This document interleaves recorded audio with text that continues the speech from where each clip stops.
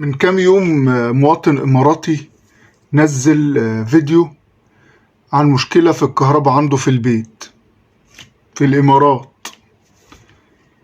الكهرباء فيها مشكلة وقطعة، وتقريبا هتقعد وقت على ما تتصلح، هتاخد لها كام ساعة، يعني بتاع 3-4 ساعات مثلا.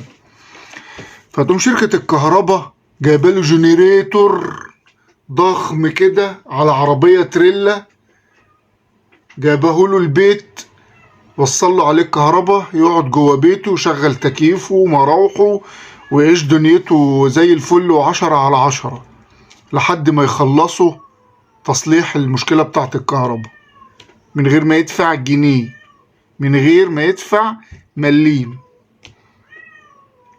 ده يوريك إدارة الأزمات في الدول المحترمة ازاي، وعندنا هنا في مصر ازاي.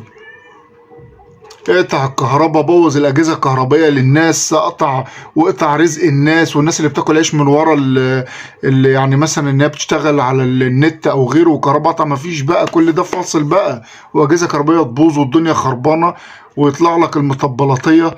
لو عندك تكييف ما تشغلوش على 20، شغله على 25 وشغل معاه مروحتين. لو عندك 3 مراوح ما تشغلهمش كلهم، شغل مروحه واحده. طب واحنا مش جايبنا ورا الا الناس اللي هي اللي بتطبل دي، الاعلاميين، شويه المنافقين الاعلاميين دول. وللاسف مفيش مسؤول في مصر بيقوم بشغله ولا بيعمل وظيفته اصلا، لانه في النهايه محدش بيحاسبه، ولا في حد بيراقب عليهم، ولا في حد في دماغه اي حاجه.